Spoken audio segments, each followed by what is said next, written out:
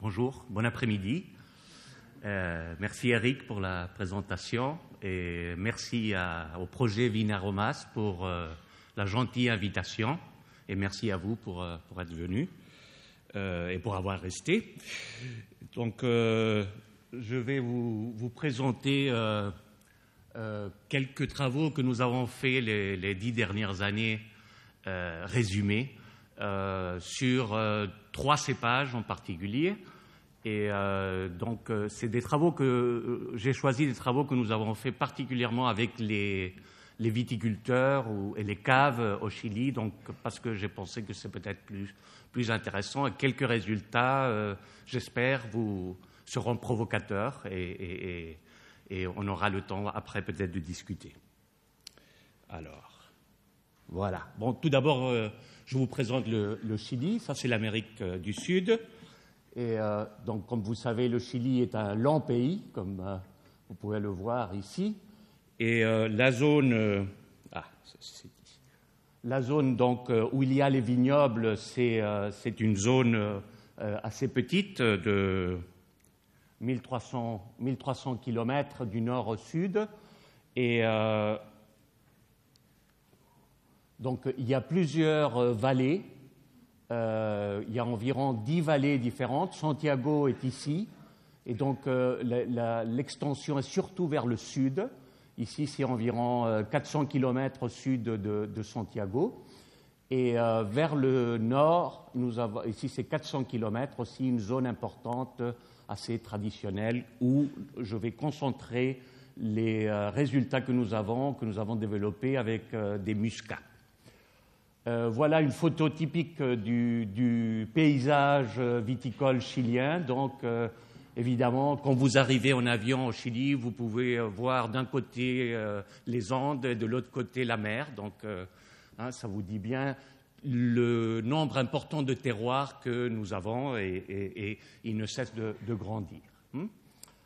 Voilà. Donc, comme cépages, nous avons les cépages classiques, donc le plus important c'est le Cabernet Sauvignon, aussi une quantité importante de Merlot qui était au début confondu avec la Carmenère. Jean-Michel Boursicot et Filippo Tchoukovsky de l'Université catholique ont découvert quelques années que nous avions en fait un trésor caché qui était la Carmenère. Et donc, c'est devenu par hasard notre souche emblématique. Et par contre, il n'y a pas vraiment tellement de Carmenère, il ne faut pas se tromper. Nous n'avons qu'un peu plus de 10% de notre superficie est du Carmenère. Et après, Chardonnay, Sauvignon blanc, plus ou moins environ 15%. Donc, je vais parler de ce que nous avons fait au niveau de Sauvignon blanc pour les cystéinylés. Au niveau de la Carmenère, donc le potentiel aromatique des composés glycosidés et la muscat qui n'est pas là pour aussi le potentiel aromatique des terpènes et nord-isoprénoïdes. Oui, rapidement, juste pour vous situer, le Chili produit quelque chose comme 10 millions d'hectolitres. Si vous comparez avec la France, elle fait 46 millions d'hectolitres. Et, par contre, c'est assez similaire à l'Australie, un petit peu moins. Et nous exportons ici, le Chili, 7 millions d'hectolitres, ce qui correspond à 70% de notre production. Donc nous sommes clairement dirigés vers l'exportation, alors que la France, par exemple, n'exporte que 12 millions d'hectolitres par rapport aux 45 millions que vous produisez. Donc ça vous donne un peu une idée. Nous sommes assez semblables, comme vous pouvez voir, à l'Australie. Nous sommes le 5e pays exportateur. L'Australie est un peu plus en avant que nous.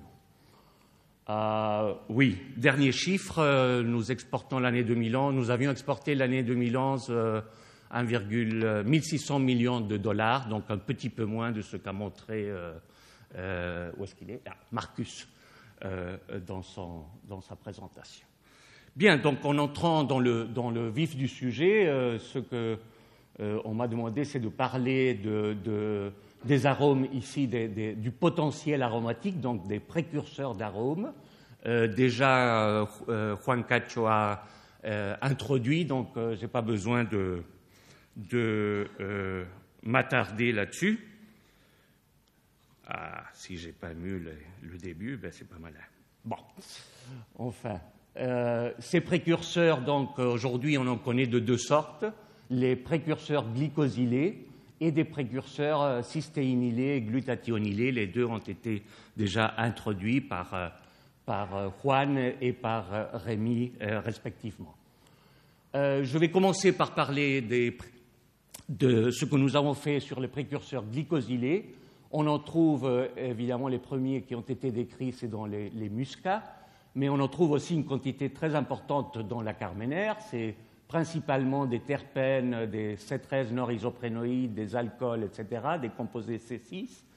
Ils ne sont pas normalement libérés ou de façon importante dans la fermentation, mais sont plutôt libérés progressivement pendant l'élevage et l'étape de garde. Et par un effet donc, d'hydrolyse ou de catalyse acide. Le premier sujet, donc, c'est la carménère, les C13 nord-isoprénoïdes dans la carménère. Je vous montre ici donc, la grappe de raisin. Et c'est juste pour vous dire que c'est un raisin qui est récolté très très tard. Hein. Comme vous pouvez le voir ici, bon, c'est déjà la fin de l'automne. Juste un travail que nous avons fait avec plusieurs œnologues afin de pouvoir définir l'espace sensoriel de la carménère. Et c'est un travail qui a été mené par Gérard Cassoban et Andrea Belancic, et avec un panel de 25 œnologues. Et ils ont défini, donc les points ici, c'est différents vins, et puis c'est les zones donc, avec les notes et les précurseurs, et les descripteurs. Et on peut définir deux zones, au fait, hein, bien claires. Il y a des vins qui sont fortement herbacés, principalement à cause de la teneur, mais pas seulement en méthoxypyrazine, dont je ne vais pas en parler. Mais ce qui nous intéresse aujourd'hui, c'est plutôt cette zone-ci, avec des notes de fruits rouges en particulier, dont on a démontré qu'il s'agissait particulièrement ou principalement de C13 nord-isoprénoïdes. Alors ici, ceux qui sont encerclés montrent les différents nord-isoprénoïdes que nous avons retrouvés dans plus de 30 vins qui ont été analysés, avec différents descripteurs comme violette, girofle, coin, tabac, etc. Ce qui nous a surpris, c'est la quantité extrêmement importante de nord-isoprénoïdes sous forme de glycosylés que l'on trouve, et un nombre extrêmement important. Voilà les différentes familles de précurseurs. Et ce qui est important ici, c'est peut-être la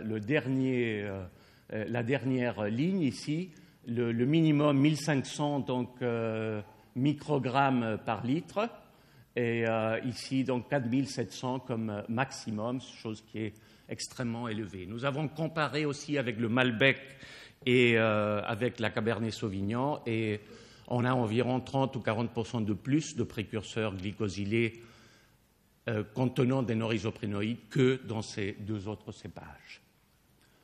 Ceci veut dire un important potentiel de garde, donc ça veut dire qu'il devrait tenir pas mal la carménère, au point de vue aromatique au moins. Et donc c'est ce que nous avions essayé de montrer ici. Nous avons extrait les précurseurs de 3 kg de carménère à maturité. Nous avons extrait les précurseurs, puis nous les avons ajoutés dans un vin synthétique. On a fait donc une garde, un élevage à 45 degrés pendant un mois, ce qui est plus ou moins équivalent à 2 ans de cave à 18 degrés. Et par après, on a fait une mesure avec GC olfatométrie et GCMS. Il y a toujours des étudiants qui sont disposés à faire ça. Et voilà ce que nous avons trouvé. C'est juste pour vous montrer qu'on retrouve pas mal de C13 nord-isoprénoïdes qui sont donc olfactivement actifs, plusieurs d'eux, et on retrouve donc pas mal de descripteurs avec ici les composés donc, associés et la proportion ici, la concentration. Voilà, donc ce qu'on montre ici, c'est qu'il y a un potentiel de garde important, d'élevage important pour la carménaire.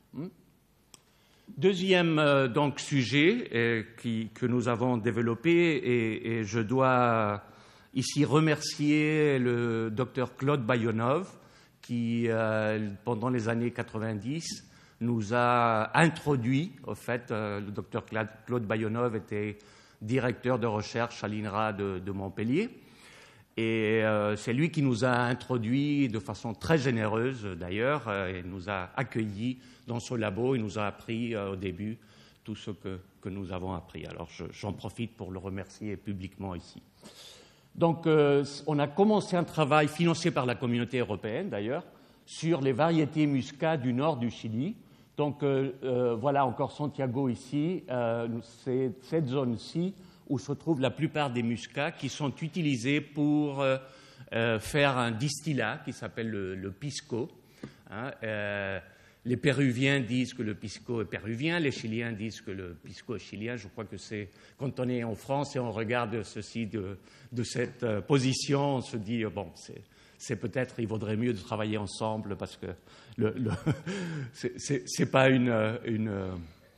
un problème vraiment très très important, très significatif. Enfin, voilà. Donc je vais vous parler surtout de deux variétés, le muscat rosé, dont on n'a pas trouvé une variété ou un cépage que l'on puisse vraiment accorder par ampélographie, et le muscat d'Alexandrie que vous connaissez bien.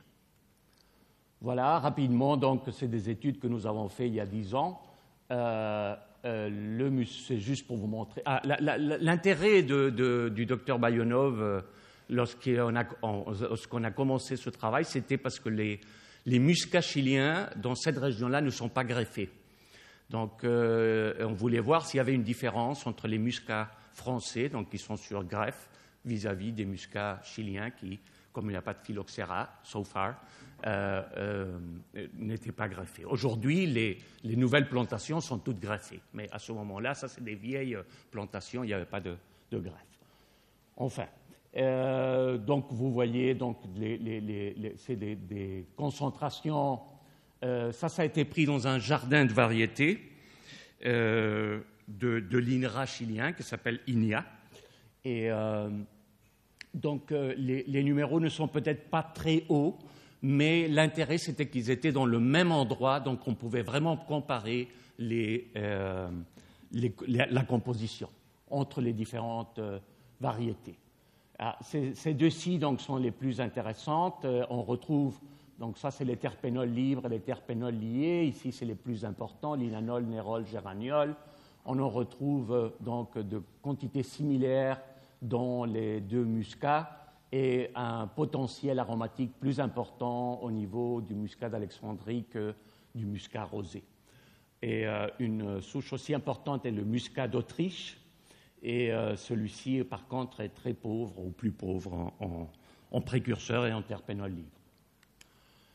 Ça c'est intéressant, c'est quelque chose que nous avons travaillé avec, dont nous n'avons pas une explication très précise. Nous avons travaillé avec la plupart des associations de viticulteurs de la région, et ils nous ont fourni à maturité quelques 50 ou 100, plutôt 100 échantillons de différents endroits. Et on a analysé les terpènes et on a sommé les terpènes totaux par rapport aux C13 nord-isoprénoïdes totaux. Et aux surprises, on a remarqué. Donc ce que vous avez ici, c'est la concentration ici des terpènes et ici des C13. Et ici, c'est la date de récolte de différents échantillons. Et donc, en rouge, c'est les C13 nord-isoprénoïdes, et en bleu, c'est les terpènes.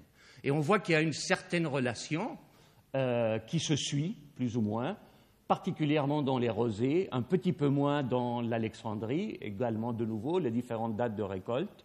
Et donc, on a ploté ça de cette façon, et on peut voir donc qu'il y a une assez bonne corrélation entre les microgrammes par litre de terpènes totaux qui sont produits, précurseurs de terpènes, précurseurs, oui, produits, et les C13 norisoprénoïdes ici.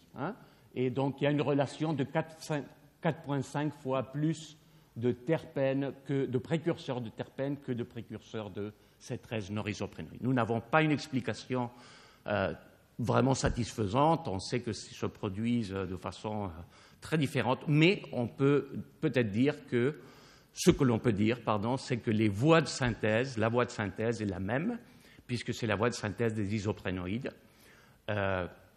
Donc c'est peut-être une question, une des raisons. Il serait intéressant d'ailleurs de voir si la sesquiterpène, la rotundone par exemple, aussi suit dans un certain cépage une évolution similaire. Enfin, on a aussi essayé d'autres variétés, des variétés de muscat early muscat précoce, merci, muscat précoce et muscat jaune, comme on l'appelle. En le comparant avec Alexandrie et Rosé, donc on peut voir qu'ils sont ils produisent des quantités bien supérieures tant au niveau des précurseurs qu'au niveau des terpènes libres.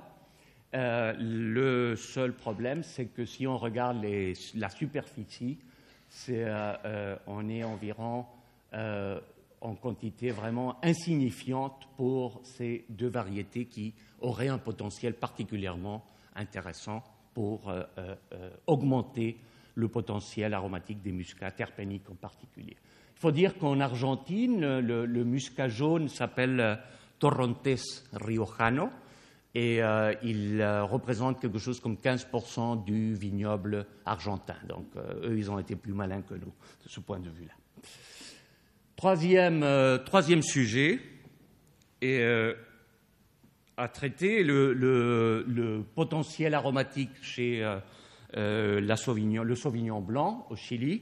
Et on a travaillé principalement avec des associations de viticulteurs dans cette région ici, près de Santiago et Valparaíso, entre Santiago et Valparaíso, qui s'appelle Casablanca, c'est où se produisent un des meilleurs Sauvignons blancs du Chili, et aussi avec la région ici dans le sud de Culico, qui est peut-être une des plus mauvaises régions pour planter du Sauvignon blanc, parce qu'il fait extrêmement chaud, mais enfin, historiquement, c'est où il se trouve, et il y a quelque chose comme 1200 hectares de Sauvignon blanc, donc les associations de viticulteurs du Chili étaient intéressées justement à voir qu'est-ce qu'on peut faire de mieux avec ce type de Sauvignon blanc qui est là. Bon, Rémi vous a introduit très bien, donc vous êtes des spécialistes maintenant sur les précurseurs S-conjugués. Et comme il l'a dit, nous avons travaillé seulement, alors les résultats que je vais vous montrer, c'est seulement sur les cystéinylés. Nous n'avons pas les capacités aujourd'hui de mesurer les glutathionylés. Voilà donc un exemple, on va le trouver donc dans le Sauvignon blanc et aussi dans le Colombard, et aussi, on en a vu d'ailleurs dans la Carménère. Voilà, donc contrairement aux glycosylés, ces composés sont clairement libérés pendant la fermentation. Comme on le voit ici, il y a des levures souriantes donc, qui vont hydrolyser les cystéinylés, et puis on va retrouver donc, les thiols libres qui sont odorants à la fin de la fermentation. Voilà la réaction classique, vous avez déjà montré. Rémi, et puis ici on a les composés, les trois composés qu'a mentionné Rémi, et nous nous sommes aussi intéressés, même si je ne veux pas vous montrer des résultats là-dessus, à la BMT, qui est peut-être la responsable de la note de minéralité. On a fait, au tout début, comme on ne savait rien sur le Sauvignon blanc, on a fait avec des énologues qui participaient dans un projet financé État, secteur privé. On a fait un relèvement, une description de l'espace sensoriel du Sauvignon blanc. On a comparé donc 80 Chiliens avec 80 internationales. Ici, donc, les vins chiliens, on va les retrouver dans cet espace ici, donc particulièrement herbacés, poivrons et asperges, et excepté Morandé, qui est plus riche en composés fruités comme la pêche ou la mirabelle. Et par contre, les vins néo-zélandais, Villa Maria et Kim Crawford, par exemple, ils sont particulièrement riches donc, dans les composés ou dans les notes type thiolé. En particulier, ici, Kim Crawford est très, très riche dans la note de fruits tropicaux. Nous avons donc mesuré par la suite les thiols présents dans ces vins. Ça a été fait en 2007, si je me souviens bien. Et donc les trois principaux composés, MMP, MH et l'acétate de MH. Et on trouve donc ici, je suppose que vous n'arrivez pas à lire, ça c'est le Pouilly fumé, c'est les deux néo-zélandais, un d'une région qui est très réputée parce que c'est un climat plutôt froid, près de la mer, Lleida, ça s'appelle, et après trois donc, qui proviennent de Casablanca, des principaux producteurs de vin blanc. Et donc ce que l'on peut voir ici, c'est que même si dans l'espace sensoriel, nos vins étaient plutôt riches du côté herbacé, ben, on peut voir que, par exemple pour celui-là, c'est un vin riche en composés thiolés. Par contre, le Kim Crawford était très très riche en acétyl de mercaptohexanol et c'est pour ça qu'il était dans la direction ou l'attribut fruits tropicaux. Voilà, donc on s'est dit, bon, comment est-ce qu'on peut améliorer donc, la teneur de nos thiols dans nos vins afin de déplacer un petit peu vers les descripteurs vers la partie plus thiolée. Et donc, on peut agir au niveau viticole, on peut agir au niveau de la préfermentation, comme a montré donc Rémi, au niveau de la fermentation et aussi au niveau de l'élevage. Je vais vous montrer juste quelques résultats. Tout d'abord, on a comparé les deux régions, donc ici Casablanca et ici Curico. Et vous pouvez voir, si vous regardez la moyenne ici pour les deux principaux précurseurs cystéinylés de la MMP et du mercaptohexanol. Donc, vous pouvez voir la différence entre Curico et Casablanca, qui est tout à fait notable. Ça, c'est un premier résultat. Un deuxième résultat, on a fait un essai à la vallée de Curico où les teneurs sont extrêmement élevées la quantité, les tonnes par hectare. Et on a fait un essai, ici vous pouvez voir, de niveau de charge. Et donc on coupait, ici vous pouvez voir comment on coupait les raisins au stade véraison, un petit peu avant. Et oui, je dis bien. Et donc vous pouvez voir que, et ça c'est en unité olfactive pour le précurseur du 3MH, il y a une diminution, comme on espérait, mais ce n'est pas tellement quand on passe de 12 tonnes donc, par hectare de raisin à 24 tonnes par hectare de raisin. Je veux seulement vous signaler que ces quantités, ces teneurs sont exclusivement dans la vallée de Curico. Dans la vallée de Casablanca, c'est 8 tonnes, 10 tonnes par hectare. Donc, ne restez pas avec une fausse impression. Donc, il y a environ 33% de perte du précurseur 3MH lorsque on double la quantité de précurseurs cystéinylés.